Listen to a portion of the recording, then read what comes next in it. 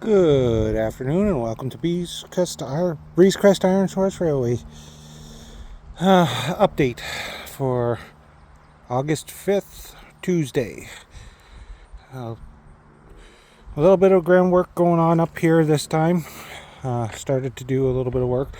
Each one of these little flags here, I'm marking a little maple tree that has started growing, so I'm trying to get them to grow a little bit, fertilize them, get them to grow a little bit before I transplant them for the time being, because I'd like to get some more of them, because it's always nice to have a little bit of shade. And what makes better shade than a maple tree, and to get the sap from in the spring. So, but as I say, a little bit more groundwork coming up front here. I'm finally getting some of these topsoil piles moved and other topsoil worked up so I can remove it for the groundwork on the track. Getting the fence line cleaned up a little bit there, and still doing rides during the weekdays, except Tuesday, of course, where Tuesday is a day for myself to try to get everything else done that I want to get done that takes me away from not being around here. So a little bit of an update too on track. We had some track show up this weekend, yesterday, New Brunswick Day, Monday. Father and son Daniel and Nick brought up their family. They're the ones that's been bringing all the track, that brought the 3,200 feet of track. And I just brought a little bit more, and I'll show you as I go out here what they brought to us. But going for a little walk here. As not much has been done on the right of way itself right here in this section, as we're at the point there that we do the finishing grade through here to get ready to start putting the roadbed down and start looking at trying to figure out where the loop's going to come at,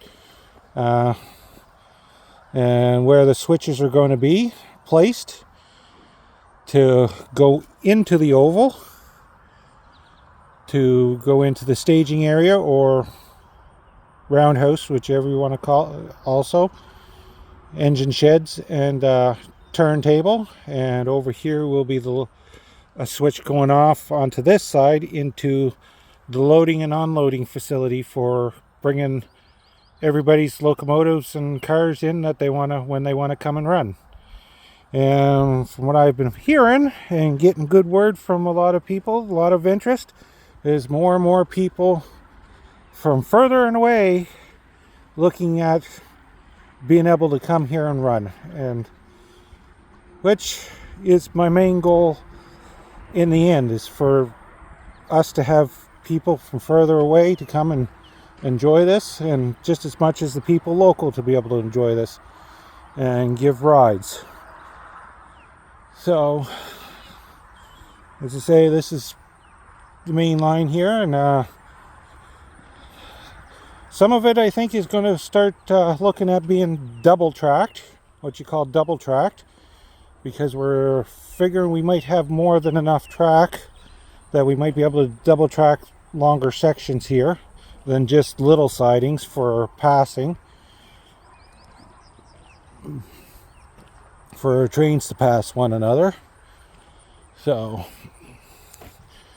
and we're looking at this section coming up here, as it is going to be a tunnel area.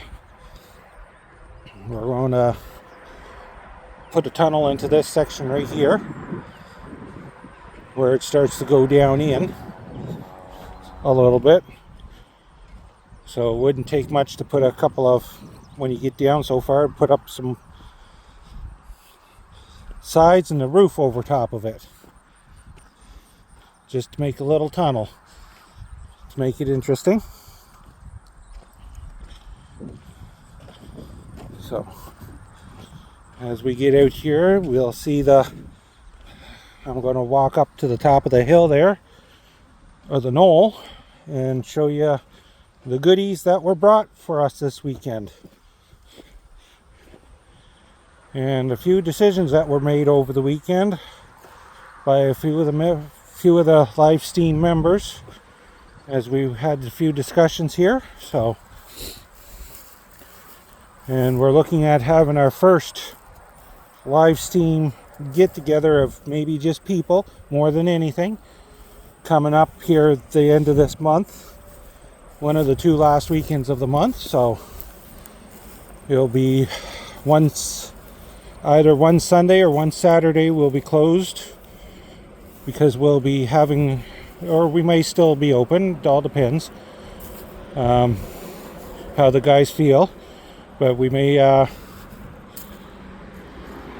but we're going to have a meeting. So these are our goodies that showed up this weekend.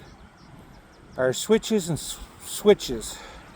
A few switches finally. That means lots of work to come ahead now, along with all the track that we have here. A few other odds and ends here. But this is the pile of track that they brought last year. I think I shared photos of it there a year ago, but I haven't shared anything else about it.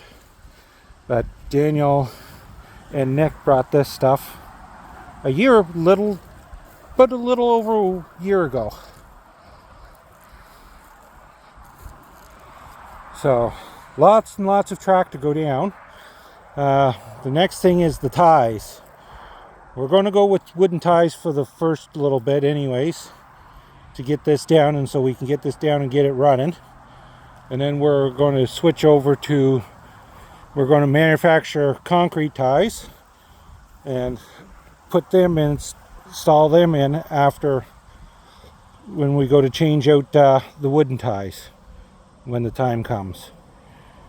So, but this gives a little update of what's been going on here for the Crest expansion and little projects that we got.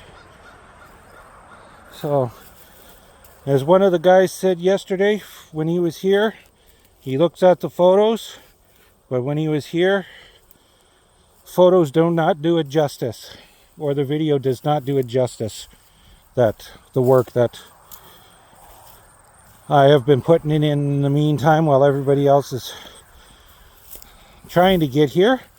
And myself, Philip, and then Philip, Chad, he's been coming in with his transit, and we've been doing the shots for how far I got to dig down and how much I got to fill up, as I said before. So, but it's coming along, slow but steady, and as some of the guys say, it's going faster than what they expect.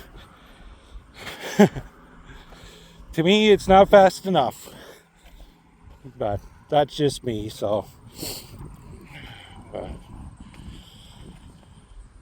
this has been all on a strict budget of what I make off the train, usually during the weekend, is what pays for the fuel for the little tractor from the father-in-law, that the wife's birth father, that he's letting me use. So that pays for the fuel and a little bit of maintenance that I gotta do to that tractor every once in a while for him. So while I'm using it, so, and I greatly appreciate it. But as you can see from the road bed here, this is, you can see up that way now a little bit better, the area where the loop is. But gives an idea, getting an awful big pile of topsoil built up. Gonna have to find some areas to put that at in time, but it's coming along. And next things that we're going to have to look at purchasing is the rock for the road bed, and landscaping fabric to put down in between the rock and the gravel base here, so we can keep the weeds down a little bit better. But as I say, and the good words that I'm hearing down the line from different people and everybody that's coming back to me, they're looking forward to this getting going and getting underway. And a few of the guys coming to help out. I greatly appreciate it. At the same time, I'm still trying to figure out a way to get the stuff from up in Edmonton. The guy that's wanting to sell the stuff up in the Edmonton. The 21 cars and 2 engines and a few track, and then other little odds and ends that I'd like to get. And I would like to keep his stuff all together as much as possible, so that way he doesn't have it going everywhere. He worked hard putting it together over his years and for his little museum up there that he has. So I just like to, where it's becoming harder for him to work at, I'd like to be able to get a hold of it and still keep it in use and keep it within the province. So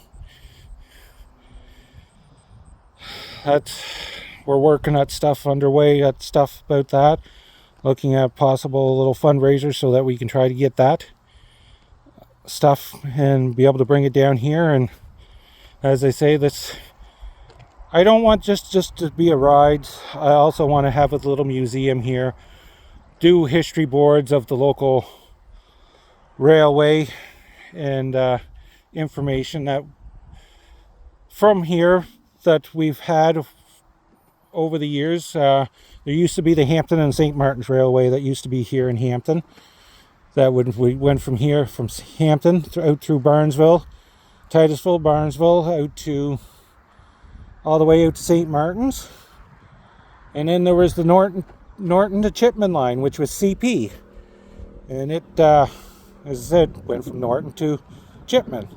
So I'd like to try to gather up as much information as possible and try to get all that information put in and have little information boards about that set up too. So as I say, I'd like to keep this as a ride, but I also want to have little information center here too about the local history. The Sussex Sub, which is the train tracks that go from St. John all the way to Moncton, used to go all the way to Shediac at one original time. And it was originally, when it was built, it was the European and North American Railway. Then later became the ICR, Intercontinental Railway, and then formed into CNR, Canadian National Railway, as it is today. They abandoned the section between Moncton to Salisbury at one point, or not Salisbury, but to Shediac at one point, but it was still part of the history of this railway going through Hampton here, our little community.